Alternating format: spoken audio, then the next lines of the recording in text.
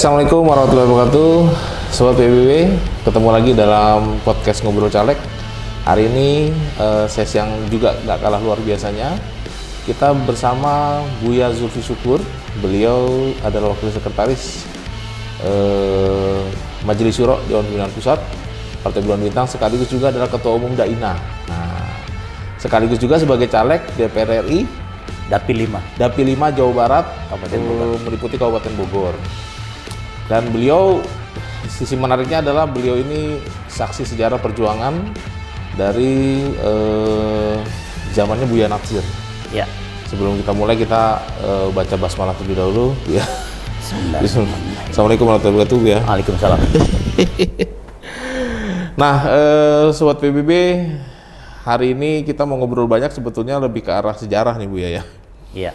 Kalau Buya Zulfi, backgroundnya kalau saya lihat pendidikan justru Muhammadiyah, Buya, ya. Betul. Alma mater saya Muhammadiyah sebenarnya. SD, SMP, SMA. Kalau SD zaman dulu masih SR. Sekolah rakyat. Rakyat jadi zaman dulu. Terus SMAP. Lalu aliyahnya di Kota Beligin di Kuretaji Padang Pariaman Muhammadiyah. Jadi sudah sampai dengan selesai sarjana muda. Waktu itu kan istilah zaman dulu Bachelor of Arts, BA. Sudah selesai 3 tahun. Setelah itu saya ke Jakarta. Berarti lama di Padang Panjang? Lama di Padang Panjang, di Sumatera Barat, lebih kurang 8 tahun lah. Nah, ini yang menarik kalau dengar Buya Zulfi tadi bilang sekolah rakyat, ya. Ini berarti secara senioritas beliau usia 47, Buya, ya? Ya, Bang Radil tahu 74 lah. Usia luar biasa nih, masih semangat Buya Zulfi, keliling-keliling dakwah terus, Buya, ya. Dan kita kayaknya yang muda-muda kalah lincah nih sama Buya Zulfi nih. Nah, itu lulus HMI juga dulu, Buya, ya? Pernah Ketua Umum PI Padang Panjang, Ketua Umum HMI juga di Padang Panjang, tahun-tahun 69-70 lah. Jadi, ya waktu itu PB-nya Ketua Umumnya Akbar Tanjung, jadi saya periode beliau lah, insya Allah. Oh, itu berarti tahun 70? Ya, 71-an. 71? Ya. Setelah itu ke Jakarta? Nah, tahun 74 saya di Jakarta. Gabung? Habis peristiwa malari waktu itu. Jangan-jangan pelaku juga? Enggak, nonton waktu itu. Tapi melihat sendiri bagaimana porak-porandanya Jakarta waktu itu kan. 74 ke Jakarta, lalu gabung ke Dewan Dakwah. Awalnya sih saya sebagai sales dalam satu perusahaan yang namanya Asuransi Bumi Putra. Jadi cari-cari apa namanya celah-celah hidup di Jakarta lah. Sangat mandiri. Ya, waktu itu awal ke Jakarta emang kita pakai sepatu tuh bisa miring 100 derajat karena keliling-keliling cari kerjaan kan biasa. Nah, tiba-tiba terpikir saya ketemu dengan para aktivis teman-teman saya di PI kan. Nah, ketemulah ke Menteng Raya, ketemulah teman-teman di sana. Akhirnya kita merapat ke Dewan Dakwah. Di tahun 75 saya sudah di Dewan Dakwah. Gitu. Nah, itu gabung ke Dewan Dakwah faktor pertemanan atau memang ada garis masumi juga dulu, Bu? Saya sebenarnya punya garis masumi Tulen. Orang kakak saya juga sebagai ketua Masumi cabang Kertabumi Lampung Utara. Saya dari Lampung sebenarnya. Nah, jadi dari itu saya kemudian kuliah Sumatera Barat di Muhammadiyah. Lalu mampir ke Jakarta dan akhirnya bergabung ke Dewan Dakwah. Jadi ada garis nasab Masumi lah. Karena saya keluarga besar Masumi waktu itu memilih pemilunya memilih Masumi. Dan saya masih ingat tahun 55 itu pemilihan umum Masumi. Itu saya sudah rasa ingat-ingat, terbayang-bayang lah bagaimana rakyat rame-rame kampanye mencoblos Masumi pada waktu itu. Oh, berarti Buya saksi sejarah pemilu pertama dulu tahun 55? Tahun 55, tapi saya masih kecil, umur 6 tahun, 7 tahun, tapi sudah kelihatan gitu. Iya. Sudah kelihatan hiruk pikuknya lah. Ikut-ikut juga meramai malam-malam hari di kampung itu kan. Ikut rapat-rapat istilahnya zaman dulu kan. Nah, itu. Lalu Buya dari tahun 76 jadi juru tulis Pak Natsir. Ya, itu bersama Pak Natsir. Ya. Sampai? Ya sampai akhir hayatnya tahun 93 kan beliau meninggal kan. Itu. 90, lama juga Bu ya. Jadi tapi itu kan stafnya Pak Nasir termasuk salah seorang stafnya, di samping yang lain-lain juga ada ya. Nah, ya saya tuh sampai-sampai yang mengetiknya ke rumah beliau lah. Kalau misalnya beliau tidak sempat ke Dewan Dakwah atau dalam keadaan sakit, nah, beliau tuh namanya sakit tapi tetap kerja juga. Nah, kita dipanggil ke rumah ngetik surat-surat yang dikonsep oleh Pak Nasir sendiri, kita didikte lalu kita ketik. Nah, kita ketik, zaman dulu kan masih 11 jari. Jadi kalau ada kita lagi ngetik, kalau salah kan harus di tip X kan. Iya. Saya dulu perokok berat juga kan. Jadi sambil ngetik ngerokok. Kan misalnya salah di tip X itu kan. Supaya cepat kering, rokok dipanaskan supaya kering. Di rokok itu kan. Loh, nggak bolong Bu ya? Hah? Nggak bolong itunya kertasnya? Enggak, dipanaskan agak jauh dekat ya, supaya cepat kering. Oh, nggak dikenain. Kan tip X kan supaya kan salah ketik kan. Di tip X kan hilang. Untuk diketik ulang itu kan perlu dikeringkan. Ada rokok kita agak dekatkan dikit supaya cepat kering. Jadi baru kita ketik. Oh, jadi merokok dalam konteks syar'i ya Bu ya, yang ituin. Enggak juga.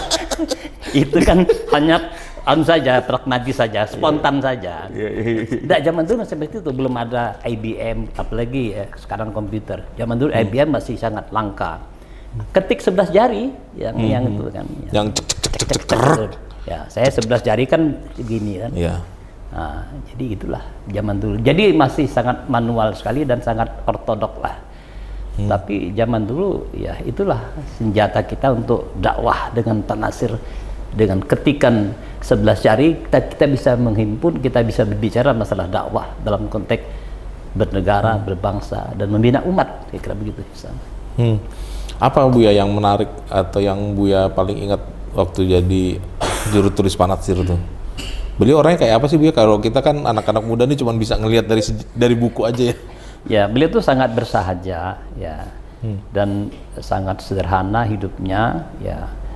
Karena bagi beliau itu di hari senjanya, karena sudah mendekati umur, waktu periode saya itu sudah 70-an lebih ya. Nah, seumur saya lah kira gitu. Jadi emang tidak ada lagi hidupnya itu untuk kepentingan jabatan ya, mencari harta untuk kekayaan, tapi memang dia betul ikhlas untuk berjuang menegakkan agama Allah dengan dakwah pada waktu itu. Bersahaja. Jadi beliau kan mantan Perdana Menteri kan? Iya, ya termasuk dalam sejarah, dalam catatan-catatan teman-teman menulis, memang beliau bersahaja, pakaiannya juga begitu. Dan ketika bersama dengan saya pun, interaksi dengan saya pun sangat sederhana sekali memang. Pakaian juga apa adanya, kain, kopiah juga, dan kalau bicara emang ya santun ya, dan rasa-rasa nyaman kalau kita bersama beliau itu. Jadi ada yang menarik ya, orang-orang artinya orang-orang yang loyal, yang sangat respect kepada perjuangan Pak Nasir. Di zaman dulu itu kalau tokoh atau satu aktivis, pengamat politik misalnya, atau siapa saja yang bergerak di bidang di profesi apapun dia, termasuk di negara pemerintahan, kalau Pak Nasir panggil, orang tuh pada senang semua. Dia tinggalkan semua pekerjaan, Pak Nasir panggil karena beliau panggil. Nah, begitulah respect dan sangat karismanya Pak Nasir di kalangan para aktivis, di kalangan pemerintahan pun waktu juga begitu seperti itu. Dan saya menyaksikan sendiri bagaimana selevel Pak Anton Timur Jelani sebagai waktu itu sebagai petinggi Departemen Agama, kalau tidak salah di bidang apa, di bidang pendidikan ya, di Binmas apa gitu. Nah, jadi Pak Nasir pun berhubungan dengan beliau. Nah, kalau Pak Nasir memerlukan Pak Anton Timur sebagai pendiri PI dia, langsung Pak Anton Timur dia izin langsung menemui Pak Nasir, apakah ke rumah atau ke kantor Dewan Dakwah. Begitulah pengaruh Pak Nasir, termasuk tokoh-tokoh lain di segmen yang lain, di pendidikan kah dia atau di kesehatan kah dia. Kalau di pendidikan ada Dr. Daud Ali waktu itu. yang selalu bersinergi, selalu punya hubungan baik dalam konteks pembinaan dakwah. Kalau sangat banyak sekali lah kalau kita bicarakan, memang tidak cukup waktu karena sebagai tokoh bangsa, sebagai pencetus musik integral, dia itu lah ya sebagai Perdana Menteri yang tahu persoalan. Ya. Jadi kalau dia jaringannya itu dalam bidang apa saja, di bidang pendidikan, bidang ekonomi, bidang kesehatan, bidang dalam konteks pembangunan umat dan dakwah dan sebagainya. Jadi wajarlah beliau sebagai Perdana Menteri yang paham semua persoalan bangsa ini. Kalau Pak Yusril kan kita kenal sebagai cendekiawan ya Bu ya. Ya. Artinya sosok beliau sebagai orang yang sangat ahli, keilmuan begitu, sebagai cendekiawan Muslim kan kental. Nah itu Pak Natsir begitu juga Bu ya, apa lebih ke pergerakan atau lebih ke intelektual kalau beliau? Pak Natsir ini itu saya pikir sangat komprehensif dia. Ya, walaupun tidak memadai semua ilmu yang ada, tapi dia memahami seluruh persoalan. Dari bidang ekonomi, bidang hukum, bidang sosial, kesehatan, termasuk apalagi dalam konteks bidangan hubungan luar negeri ya, karena beliau terkenal kiprah pengkhidmatannya luar biasa. Maka itu pernah Pak Natsir kan pernah mendapatkan bintang dari King Abdul Aziz. Jadi jasanya untuk dari Rabitah Alam Islami maksudnya mendapatkan King Faisal ya, di tahun 82 itu, karena beliau penilaian atas pengkhidmatan beliau tentang dunia Islam, maka diberikanlah King Faisal oleh Raja Faisal waktu itu untuk Pak Natsir. Jadi dalam konteks hubungan luar negeri ya Pak Natsir ya sangat luar biasa, dan itu tentu dalam sejarah tercatat. Kalau kita kupas itu panjang sekali ceritanya. Yang kaitan dengan Pak Yusril maksudnya apa tadi? Yang maksudnya sosok beliau Pak Natsir ini lebih kental keilmuan. Kalau Pak Yusril kan, kalau Pak Yusril memang lebih menekan pada konsep hukum tata negara ya kan. Di samping beliau juga sebagai aktivis dakwah dan juga sebagai mubaligh. Kalau saya melihat Pak Yusril itu bukan sebagai pakar hukum tata negara saja keilmuannya, dia justru dai sebenarnya. Cuman orang kadang tidak mengupas.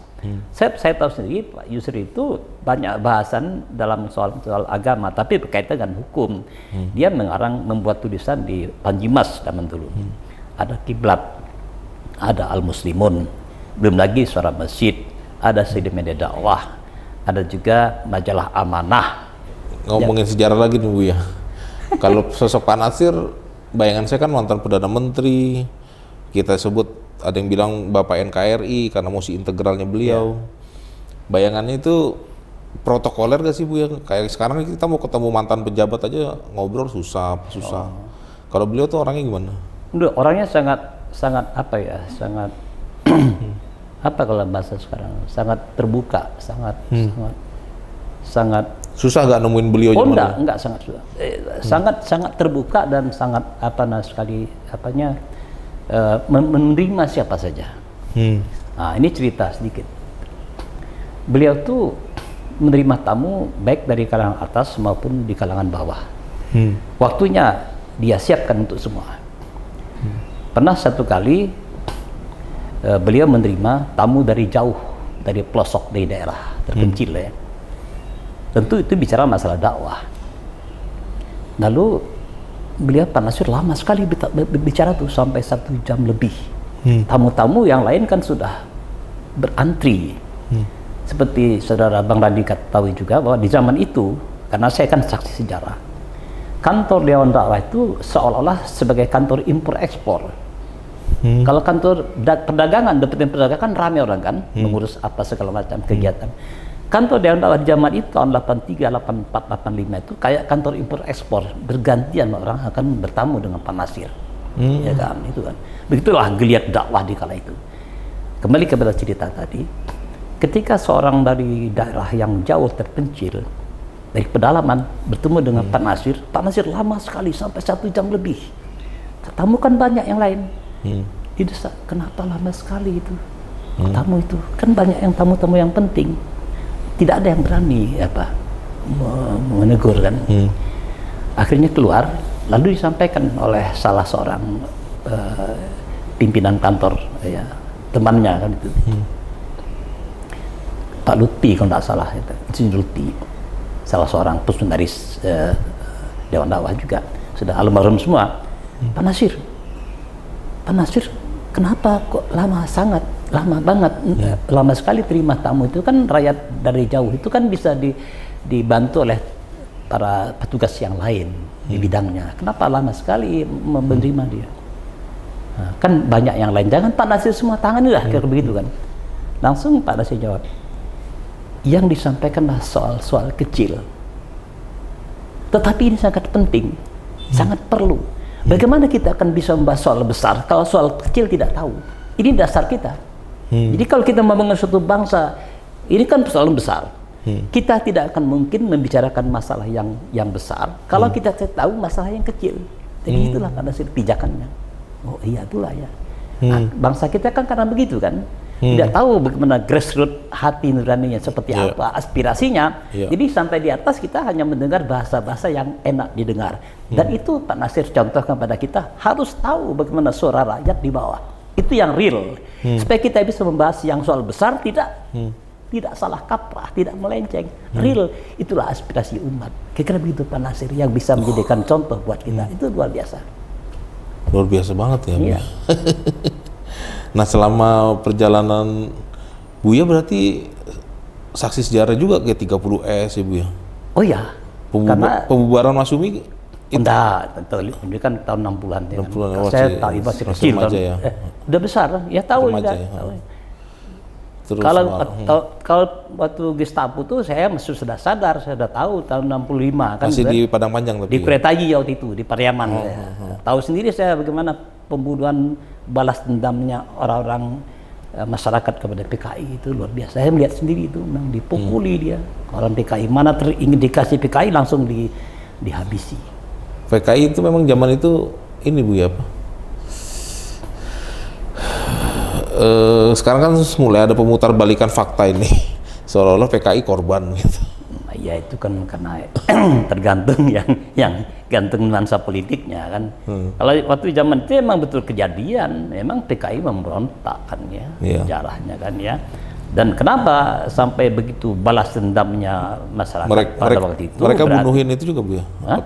Pembunuhan santri, kader-kader HMI dulu ada, betul itu ya? Memang ada, betul. Dan terjadi balas dendam itu memang betul, karena bagaimanapun fase di antara tahun 65 dengan tahun 48 ya, dengan 65 kan nggak begitu jauh kan? Iya. Jaraknya. Berontakan Madiun. Jadi anaknya bisa saja melihat sendiri bapaknya dipenggal, dibenamkan, di mana dibakar apa semacam. Jadi dendam itu yang muncul. Maka wajar menurut saya seluruh daerah kan dendam itu dendam yang mereka lampiaskan ketika pemberontakan tahun 65 itu PKI. Nah, jadi memang betul ada. Jadi mereka akhirnya mereka balas apa itu orang-orang PKI yang di Tenggarai yang mereka memberontak itu seluruhnya kena. Walaupun kita nggak tahu persis yang mana yang benar, mana yang salah. Kadang-kadang dia bukan pelaku kan, tapi hanya ikut-ikutan saja. Tapi karena tercantum sebagai anggota PKI itu dihabis oleh rakyat pada waktu itu. Nah, ini karena dendam juga kan. Belum tentu masalah ideologi, karena dendam juga, karena dendam orang tuanya pernah dihabisi, dia membalas. Jadi belum tentu dalam parameter ideologi dia membalas itu. Nah, itu perlu juga kita teliti, kita pelajari kan sejauh mana kan. Tapi memang betul ya. Jangan disangka PKI tidak ada, memang ada bukti caranya seperti itu kan. Terus nomor 5 berarti Buya habis dari Padang Panjang masuk Jakarta langsung Dewan Dakwah, terus Dewan Dakwah gitu Bu. Sampai sekarang. Ya. Tapi sekarang masih aktif Bu ya di Dewan Dakwah? Saya sebagai penasihat aja. Iya, akhir ini saya diminta juga untuk ini apa di bidang bidang fundraising ekonomi.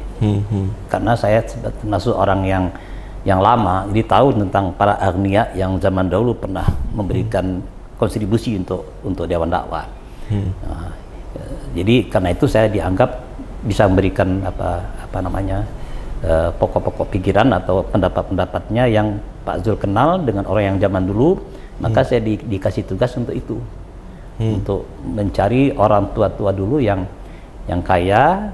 Tentu dia sudah nggak ada, anaknya sekarang yang mungkin membuat perusahaan atau apa, itu kita akan telusuri supaya bisa memberikan kontribusi untuk pembangunan, untuk gerakan Dewan Dakwah. Nah, sekarang itu paling tugas saya sebagai itulah, di samping penasihat lah. Jadi saya di mana-mana penasihat saya ini.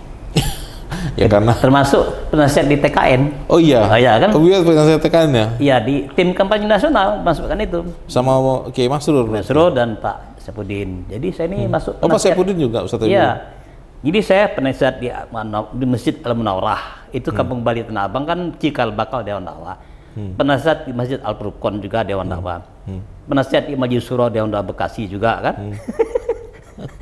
Masuk di Majelis Syuro kan di pusat kan penasihat juga jadinya kan ya. Nah, terakhir kan sebagai ketua umum Daina. Banyak juga jabatannya ya. Banyak ya. Ya. Dan TKN terakhir nih. Penasihatnya Pak Prabowo Gibran. Iya, tapi belum diberikan kesempatan untuk memberikan nasihat. Kapan nasihat? Yang penting yang sudah namanya sudah ada. Dan kartu nama sudah dibikin juga rupanya. Teman-teman.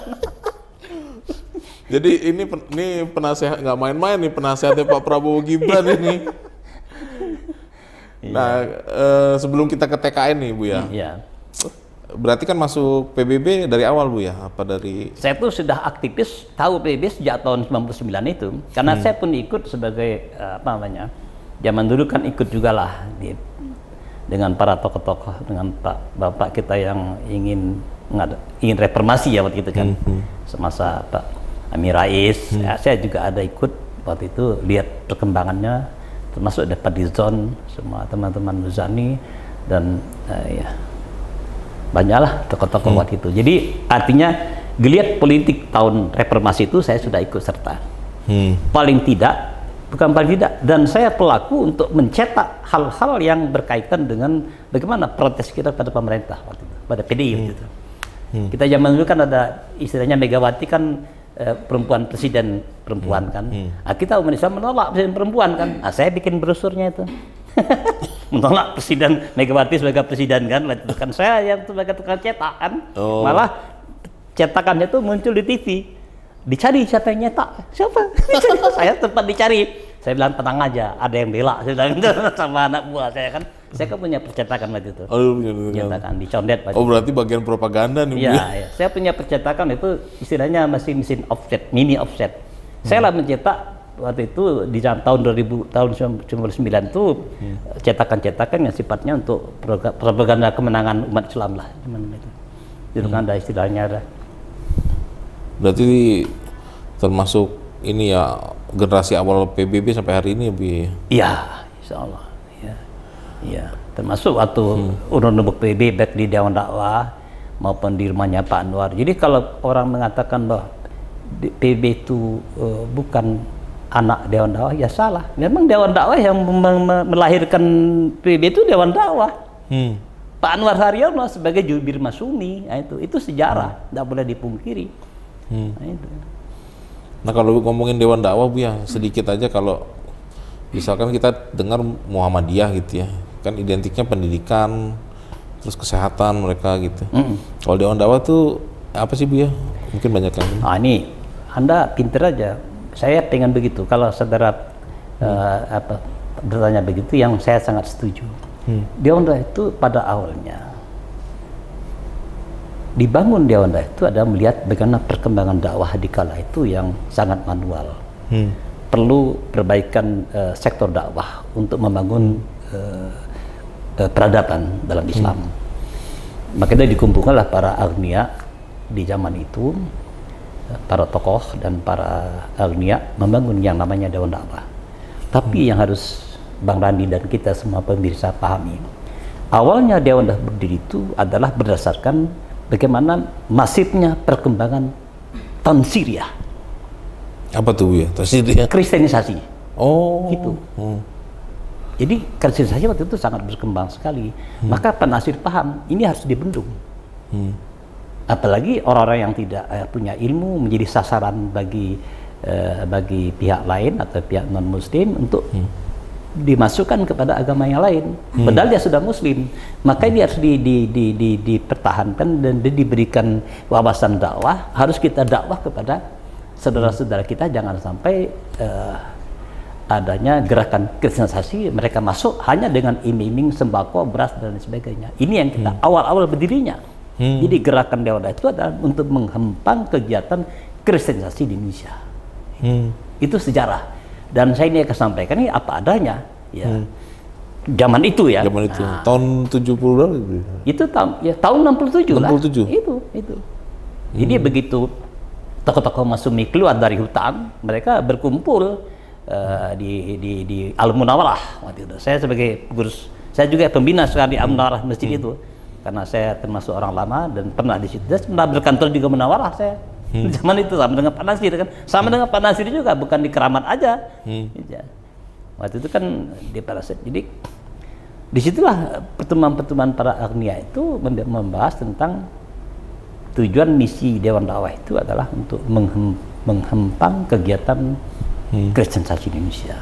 Nah, setelah berkembang ke sini, fokusnya setelah itu baru karena Pak Nasir sebagai tokoh bangsa, tentu dia punya hubungan dengan berbagai belahan dunia lainnya, baik termasuk yang banyak hubungan itu dengan Saudi ya, baik Kuwait, Qatar, Emirat Arab, termasuk dari Amerika, Australia ya, dan berbagai negeri.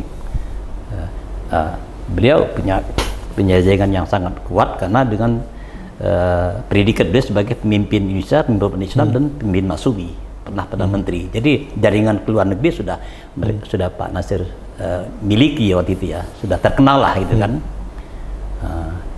Jadi setelah itu baru Pak Nasir bergerak di bidang, istilahnya zaman dulu Pak Nasir itu ada sebagai Dewan Dakwah, sebagai apa istilahnya untuk penggerak motor tuh, penggerak listrik itu apa zaman dulu? Generator. Jadi Dewan itu tidak perlu ke depan, tapi dia sebagai generator. Dan generator itu boleh ditanamkan di tanah. Kedengaran tidak kedengaran sepeda, tapi bergerak, dia bisa membangkitkan listrik. Itulah Dewan Dakwah waktu itu.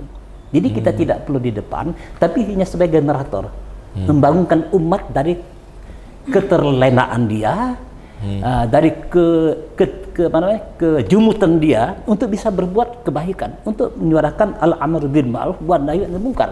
Maka Dewan Dakwah waktu itulah posisi dia sebagai generator. Nah, itu. Apalagi dia yayasan kan ya. Tak perlu tampil di depan, tapi dia memberikan stimulan, memberikan pressure kepada tokoh-tokoh, kepada para ulama, pada kiai untuk berbuat kebaikan. Gimana saja berada. Awalnya begitu. Dewan Dakwah. Nah, kalau Dewan Dakwah hari ini sekarang sudah berbagai, karena sesuai dengan eranya ya, sekarang lebih berat Pak Adiani kepada pendidikan karena beliau seorang akademisi.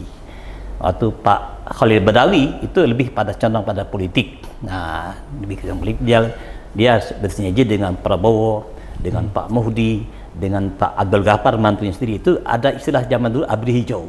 Nah, itu Pak Ahmad itu zaman dulu kan, termasuk Pak Anwar. Itu lebih pada gerakan-gerakan politik dan politik dan dakwah. Ada periode Pak Apandi juga ya, Pak Husin Umar, kemudian Pak Suhada lebih pada penekanan bidang dakwah, dan Pak Adian ini lebih kepada penekanan kepada bidang pendidikan. Karena barangkali dengan pendidikan inilah kita bisa nanti menciptakan kadar-kadar umat yang militan yang bisa membangun peradaban ke depan, insya Allah. Itu aja. Tapi bukan berarti kita meninggalkan program-program yang lain ya, tapi penekanannya ini nampaknya Pak Dian ingin membina, membangun anak-anak mahasiswa ini sebagai tokoh, sebagai akademisi yang benar-benar handal gitu.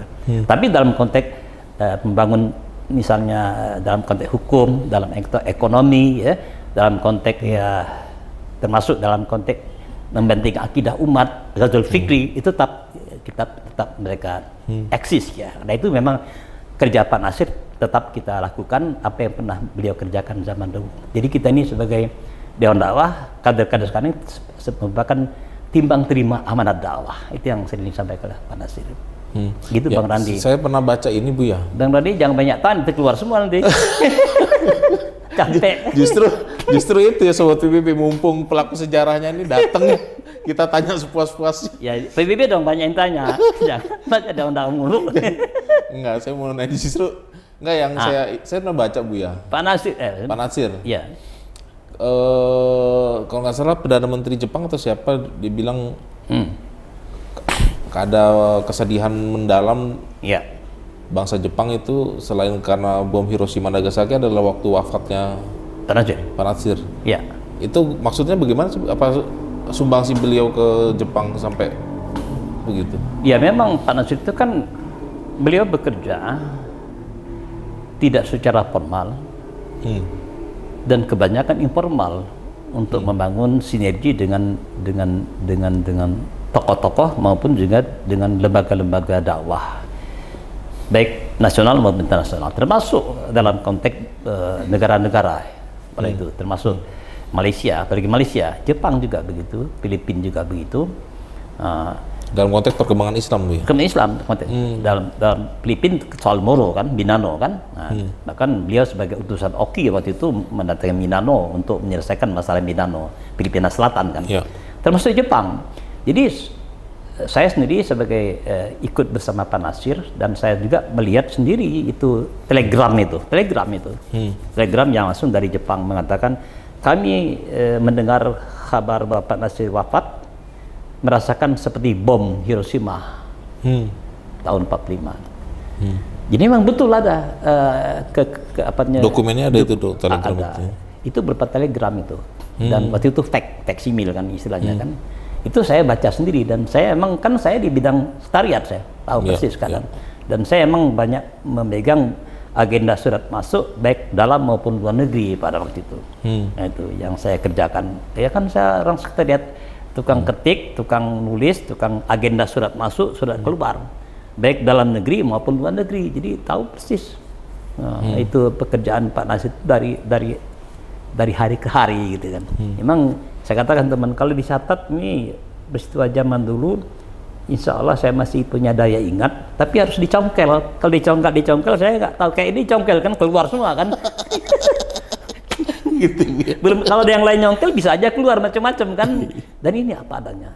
Karena beliau itu luar biasa, jabatan beliau banyak, di Rabitah juga ada, di Liga Muslim Dunia juga ada, ya macam-macam kan. Apalagi dalam konteks hubungan antar negara, tapi secara informal itu banyak sekali kan. Beliau memberikan rekomendasi kepada mahasiswa-mahasiswa. Saya pikir ya, kalau tidak ada gerakan dakwah dari Pak Nasir zaman dulu, kan yang mengirim mahasiswa yang ada sekarang ini, yang bergerak sebagai di lembaga-lembaga dakwah sekarang ini adalah Pak Nasir. Semua tokoh-tokoh baik di Hidayat Nur Wahid, semua Abu Ridho, dan banyak lagi termasuk yang tokoh-tokoh dari Muhammadiyah, tokoh-tokoh yang ada sekarang ini banyak rekomendasi Pak Nasir itu. Zaman dulu. Sekarang mereka bertebaran di mana-mana, itulah hasil dakwah kita. Jadi mereka sekarang ada di daerah yang mendirikan pesantren segala macam. Jadi buah tangan Pak Nasir itulah membangun suatu peradaban, membangun bangsa, termasuk beliau punya kontribusi yang sangat strategis, yang sangat penting. Itu tidak perlu dicatat, biarlah Allah yang Maha Tahu. Yang tahu adalah para aktivis yang bersama beliau bersama-sama, dan saya termasuk yang tahu. Itu aja. Ya, termasuk Pak Yusril ya, kader beliau. Pak Yusril itu sama dengan Pak Yusril itu adalah Pak Nasir kan dengan penyantun LPPM itu salah satu lembaga penelitian ya. Pak Yusril itu dengan beliau satu kamar itu berapa tahun, sampai 4-5 tahun lah Pak Nasir dengan Yusril itu. Yusril itu orang dakwah tulen. Dengan saya sekedar lewat-lewat aja kan, kita satu kantor, dia kan di LPPM, saya di Keramat. Paling kita ketemu senyum segala macam. Bahkan Pak Yusril itu pernah bertamu dengan Pak Nasir, ingin ketemu. Waktu itu mungkin pulang dari Malaysia ya dia, dengan istrinya pertama datang. Saya kan di dalam itu kan, saya kan di bagian sekretariat. Tamu kan banyak sekali, di luar banyak. Tapi Pak Yusril karena orang dalam, saya suruh ke dalam dia. Ada penjaga kita namanya Pak Ahmad Hasan itu, penerima tamu, langsung ditaruh Pak Yusril di dalam, tapi nggak bisa duduk karena kursinya banyak semua. Saya kan punya duduk, Pak Yusril menunggu lama, ada setengah jam nunggu di situ. sama istrinya, istri yang lama, ada yang Betawi samanya itu. Lama nunggu Pak Nasir, kan mau ketemu Pak Nasir sampai begitulah. Jadi Pak Yusuf pun sampai 1,5 jam lebih nunggu berdiri aja untuk ketemu Pak Nasir. Orang di luar banyak juga. Yang saya katakan tadi bahwa kantor kita Dewan Dakwah zaman itu adalah sangat luar biasa. Kita pun mau ketemu Pak Nasir nggak bisa, lama nunggunya. Sampai berdiri sebegitu lama karena giliran untuk bertemu Pak Nasir sebagai tokoh bangsa, tokoh umat. Dan ini tidak ada dalam sejarah. Kalau kita ungkitkan, yang tahu hanya yang bersama beliau, insya Allah. Wah, ini lanjut. Sini banyak banget ya kalau mau ditanya. Jangan, habis waktunya. Nah ini Buya, ini kan nyalek keberapa berarti Buya? Hah? Pencalekan. Saya keempat kali. Udah 4 kali ya? Iya. Nah ini untuk warga Kabupaten Bogor, ini caleg yang harus Anda perjuangkan. Beliau sudah bukan lagi asam garam, ini sudah selauk-lauknya semua sudah lengkap gitu ya, secara pengalaman, keilmuan ya. Beliau juga didaulat penasehat di banyak tempat ya, termasuk di tim Prabowo Gibran. Ini menunjukkan bahwa kapasitas beliau ini kalau bahasa anak sekarang nggak kaleng-kaleng gitu ya. Nah ini bagi para warga Kabupaten Bogor, ini caleg Anda Dapil Jabar 5, caleg DPR RI nomor urut 4 dari Partai Bulan Bintang. Ya, Buya Zulfi Syukur. Tapi nanti kalau di kertas suara nggak ada Buyanya. Nah ini panggilan kami sebagai anak muda, penghormatan ke Buya Zulfi Syukur. Jadi kita pakai Buya. Jadi nanti kalau nyari nggak ada Buyanya tuh, adanya aja Zulfi Syukur aja ya. Saya tambahkan, saya tuh nyalek sudah 4 kali dengan sekarang. Sejak awal sampai sekarang nomor 4 terus, lucu. Oh iya. Ya kan? Dari pertama di DPRD Kabupaten Bekasi 2 kali. Nomor 4. Ya, 2 kali. Pertama sih DPRD nomor 4. Terus DPRD lagi 2 kali nomor 4 juga. Jadi sampai sekarang nomor 4 juga. Jadi 4 terus. Ada apa itu Bu? Nggak tahu lah. Nomor 4 terus. Jadi pokoknya saya 4 kali nyalek nomor 4 terus. Itu aja. DPRD provinsi sekali. DPRD, anak 4 juga. Tapi istri 1 kan? Istri 1 udah. Sudah almarhumah istri saya. Ya. Oh ini apa dengan angka 4 Ibu? 4 semua, enggak tahu kenapa 4. Oh ini keempat, nyalek keempat? Keempat kali. Mudah-mudahan ini pertanda ya, nomor 4 terus. Anaknya 4 nih, mudah-mudahan nyalek yang keempat ini jadi Bu ya. Insya Allah. Amin. Amin. Iya. Karena saya ini Bu ya, sengaja saya cetak ini, saatnya orang baik masuk politik. Oh gitu ya? Jadi memang kita berharap orang-orang baik, khususnya dari Partai Bulan Bintang ini benar-benar bisa masuk. Di bawah Pak Yusril dan. Oh iya, pas. Pak Nasir itu ya. Pak Ferry juga situ. Nah ini apa yang mau Buya bawa nih kalau sampai apa sih yang membedakan caleg PBB nih dibanding dengan caleg-caleg partai lain Bu ya? Ya kita nih harus paham bahwa partai kita ini adalah partai titisan daripada Masumi ya. Maka kita harus punya sibghah tersendiri. Sekarang kita adalah ingin memperjuangkan partai Islam karena tujuannya sangat mulia. Ia menegakkan hukum Islam Indonesia orang per orang untuk bangsa ini. Maka itu kita harus serius, harus benar-benar kita berjuang untuk menegakkan dakwah, menegakkan hukum Islam dengan diiringi ya ini ridha Allah. Kalau kita betul-betul berjuang menegakkan agama, menegakkan dakwah ini, insya Allah Allah akan berikan kelapangan jalan. Jadi walazina jahadu fina lanahdiyannahum subulana. Insyaallah kalau kita berjuang berjihad sungguh-sungguh untuk menegakkan agama, Allah akan memberikan kemudahan kepada kita semua. Insyaallah itu aja. Saya pesan kepada teman-teman kita, para aktivis, para caleg-caleg Bulan Bintang, mari kita bersama untuk memasang niat kita untuk menegakkan agama dengan ridha Allah Subhanahu wa taala. Insyaallah. Nah tadi sebagai penasehat TKN nih Bu ya, kira-kira ada berita apa dari TKN? Lagi menunggu nih. Lagi menunggu Ya. diminta nasihat. Kalau kata Pak Ferry nanti Pak Zul katanya karena lama di Sumatera Barat nanti menemani Gibran ke sana. Oh iya sudah. Suruh nemani Gibran, tapi tahu kapan kan? Kalau saya lihat Gibran sudah kemana-mana keliling Gibran. Sudah ke Lampung, ke Palembang juga kan. Apa dalam posisi gimana? Apakah nanti tidak tahu lah. Tapi gitu kata Pak Ferry begitu, menunggu aja, disuruh kemana menemani Gibran. Nah, ada pertanyaan. Mungkin dengan yang lain juga sama-sama kali kan? Ya. Ada pertanyaan nih Buya, apa keunggulan pasangan Prabowo Gibran ini dibanding dengan yang lainnya? Tentu semuanya putra-putri terbaik ya. Iya. Tapi apa yang jadi keunggulan Prabowo Gibran ini Buya? Saya kira Prabowo dia sudah berpikir cerdas ya memilih Gibran. Ya artinya ingin meraih suara ya dengan wahana atau dengan menggait Gibran ini supaya para milenial itu untuk bisa mendukung pasangan 02 ini.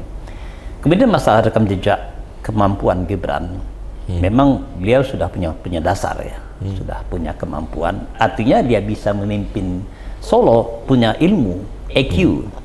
Masalah EQ ini kan kita tidak boleh melihat stagnan. Mungkin besok lusa, setahun 2 tahun lagi perkembangan ilmu yang dia miliki kan semakin bertambah.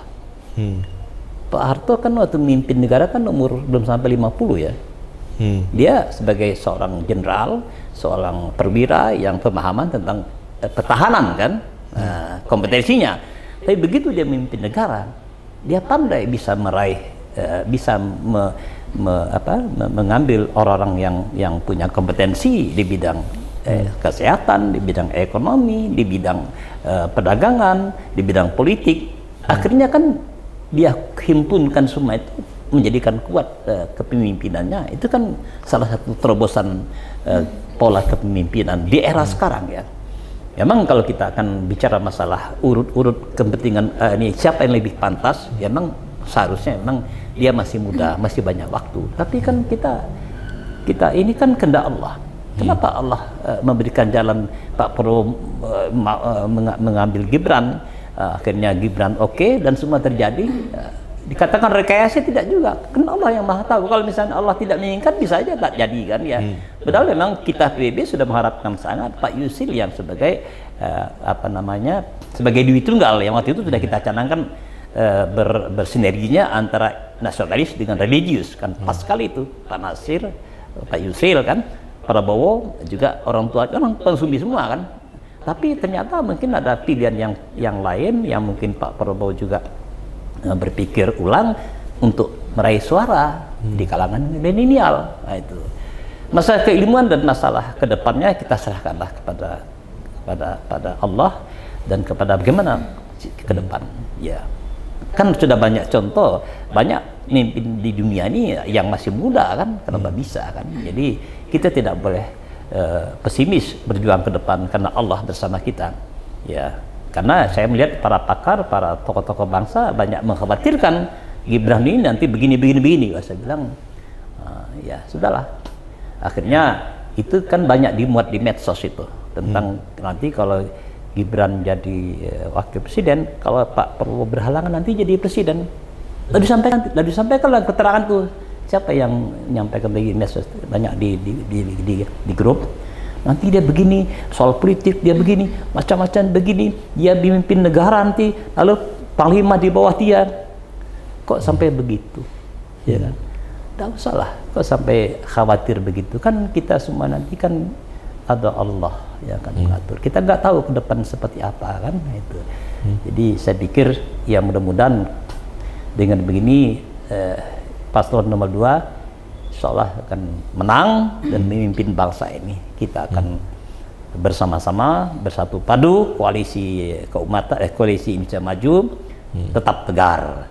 Maka itu di grup disampaikan yang pernyataan tadi itu, saya balas saja bikin apalagi postingan tentang Pak Prabowo yang joget itu, gemoy itu. Nah, akhirnya kita jawab santai aja. Itu kan menongkikkan di grup itu mengatakan begini.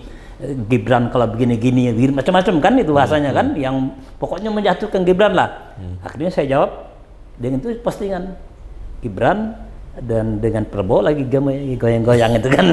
Kan banyak itu, termasuk si yang di Gerindra siapa namanya, yang ikut juga dia joget-joget game itu, siapa tuh, siapa namanya, tokoh Gerindra tuh. Jadi harus kita balas dengan santai sajalah kita membangun negara ini. Jangan terlalu serius kan. Prediksi yang tidak-tidak harus kita alihkan supaya kita santai, kita bersama. Kalau sudah selesai pemilu, siapapun presiden terpilih, kita nanti legowo, kita dukung ya. Dukung kita siapa, apakah Anies kah dia, apakah Ganjar kah dia, kita dukung. Nah, ya, insya Allah. Ya. Saya kira begitu, Bang Randi, insya Allah. Aduh, rasanya pengen ngobrol panjang nih Bu ya.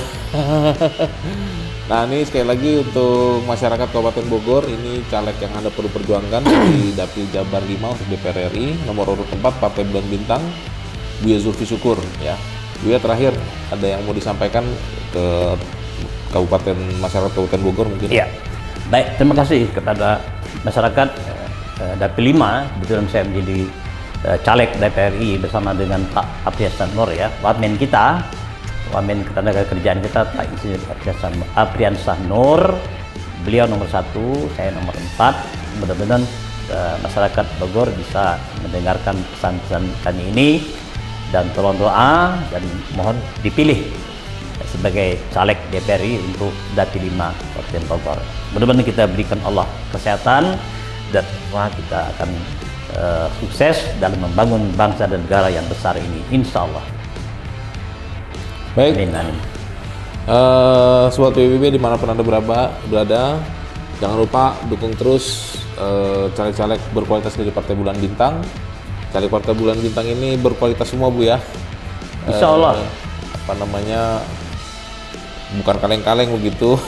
Nah ini termasuk Buya Zulfi Syukur, pengalaman panjang beliau di dunia dakwah, pengalaman panjang beliau dalam dunia pergerakan aktivisme, dari sejak mahasiswa sampai hari ini beliau masih konsisten terus berdakwah. Ini perlu juga kita perjuangkan untuk khususnya Kabupaten Bogor untuk punya calon wakil DPR RI untuk 2024-2029 nanti, supaya parlemen kita, negara kita akan jauh lebih baik. Demikian, saya Randi Bagasuda undur diri. Sampai ketemu di podcast Ngobrol Caleg lainnya bersama caleg-caleg luar biasa dari Partai Bulan Bintang berikutnya. Mari kita dukung caleg berkualitas untuk Indonesia yang lebih baik. Terima kasih. Assalamualaikum warahmatullahi wabarakatuh. Waalaikumsalam.